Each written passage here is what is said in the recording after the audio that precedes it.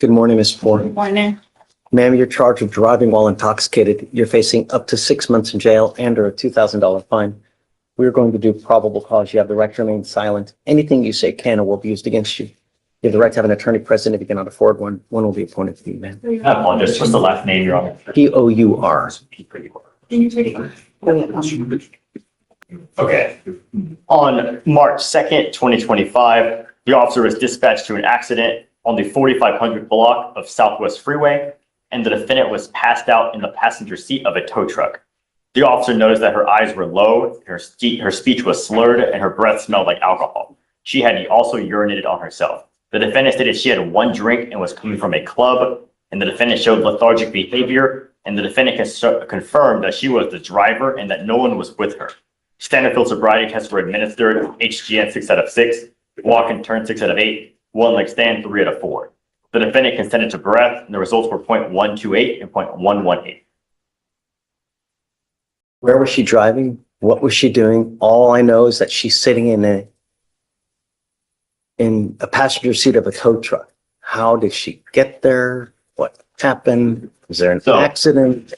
Who is writing these reports nowadays? I mean, Yes, Judge. And the statement made statement stating that she confirmed that this was her vehicle and she drove it to the crime scene. The defendant confirmed that she was with only her and no one else was with her. The defendant confirmed that she was on her way home from a club where she consumed alcohol. And the defendant's vehicle was found stalled on the shoulder of a busy freeway. And the officer wrote that led the affiant to believe that that there was no one else that fled from the scene. And the officer wrote from the affiant's training experience that he believed that the defendant was the driver of the vehicle based on the statements made to him and finding the vehicle.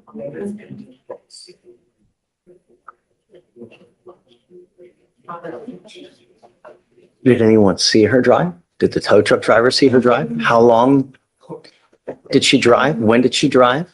We don't have that information. So it says that there was, Deputy DuPont was dispatched to a one-car minor accident and the vehicle was leaning on its side and stuck in a muddy ditch. The defendant was passed out in the driver's seat with the key inside the ignition and the engine running. That deputy woke up the defendant. So someone sees her in the ditch. Wait, is I think you might have a different. That's a sorry, different that was case, the right? wrong case, Judge. In this Sorry, case, sorry. she was passed out in the passenger seat of the tow truck, and there's no other information in regard to her driving besides the statement she made. So there's no one that observed it, Your Honor. And we understand. Let's do this. I'm gonna appoint your lawyer today so we can have someone take a look at the case for you. Okay? Ramona, do you mind appointing someone for Ms. Ford, please? Just do me a favor. Just take a seat for me in the jury box, will you, please? Okay, so it's a DWI Class B. Mr. Pons, please. Yes, Judge. On March 2nd, 2025, the officer was dispatched to an accident call on the 4500 block of Southwest Freeway. The defendant was passed out in the passenger seat of a tow truck, and the officer noticed that her eyes were low, her speech was slurred, her breath smelled like alcohol, and she had urinated on herself. The defendant stated she had one drink and was coming from a club. The defendant showed lethargic behavior, and the defendant confirmed that she was the driver and that no one was with her. Standard field sobriety tests were administered, HGN 6 out of 6, walk and turn 6 out of 8, one leg stand 3 out of 4. The defendant consented to breath, and the results were 0.128 and 0.118. And We have her in the passenger seat of a tow truck. Right, so her statement alone isn't sufficient.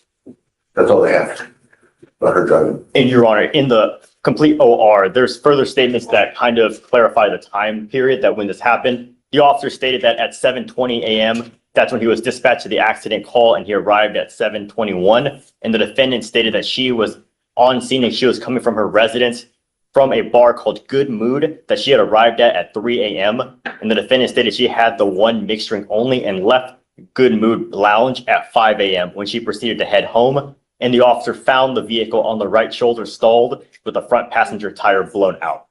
So the the encounter with the defendant took place 2 hours after when she left the bar. But none of that same, well, go ahead.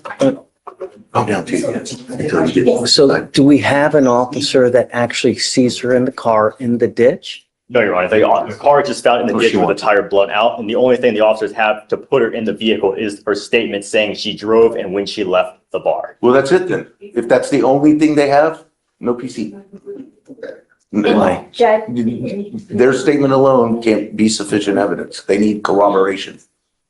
and the corroboration we have is that when the officers arrived, there was nobody else on the scene. It was a crowded freeway. There was nobody else who could have gone to the accident or left the accident because they were on a highway with traffic and there were no other people around.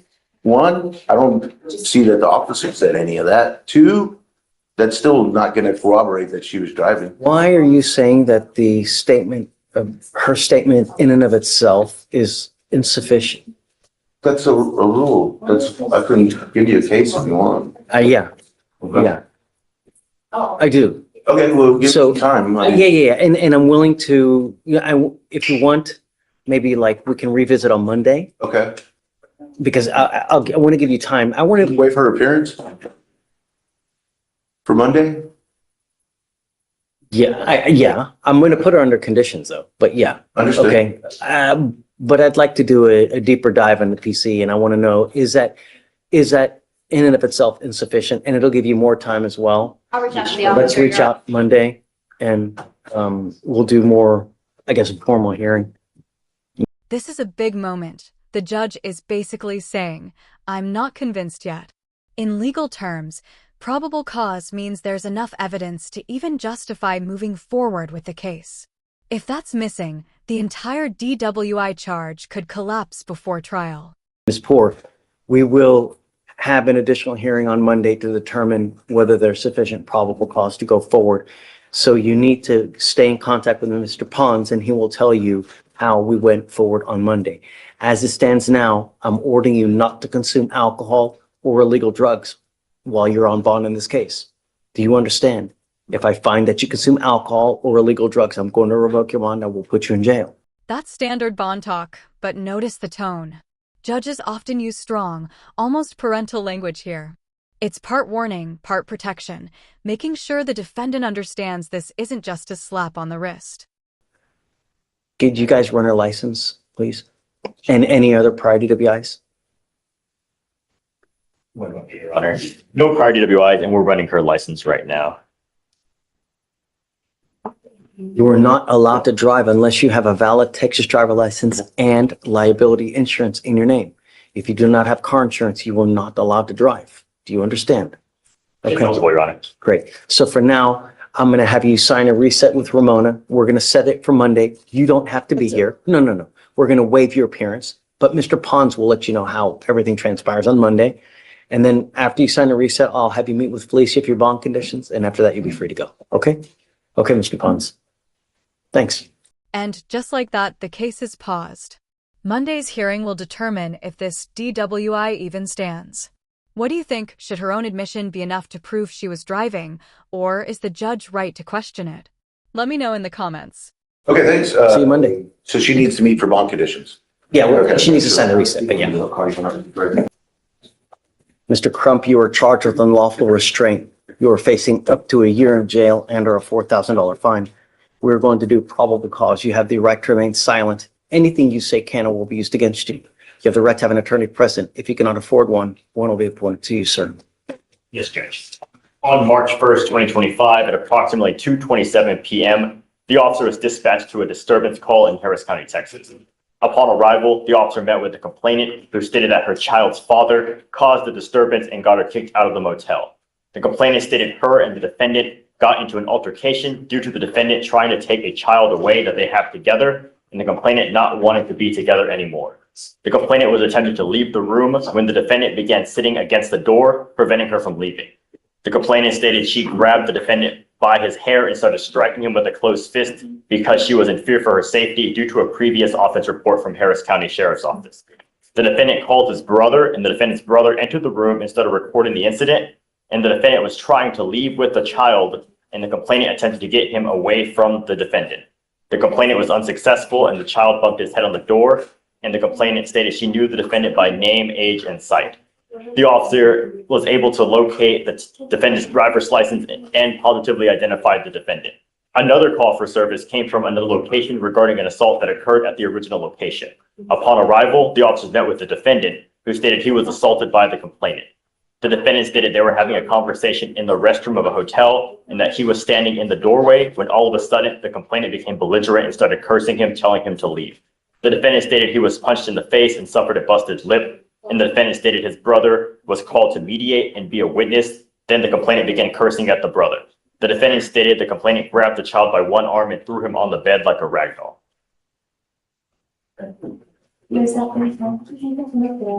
Mr. Crump, I'm going to find that there's probable cause to go forward with the case. Did she ended up getting charged as well? I do not see a charge for the complainant, Your Honor. So just don't have any contact with this person. That's all I'm asking you to do. You know, sometimes when you have cancer in life, what do?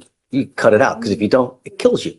Some people in life can become a cancer to you as well. So that's it.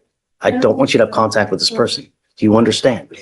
If I find that you do, I'm going to revoke your bond. I will put you in jail.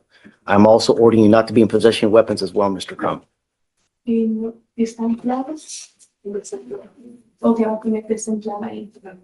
have the ability to hire a lawyer, or would you like to apply for a court-appointed lawyer? Okay, I'll have you fill out an application. I'll take a look at it. I'm going to have you sign a receipt with Ramona. After that, I'll have you take a seat in the jury box. Do not leave until you sign our bond conditions. Do you understand? Okay, come on.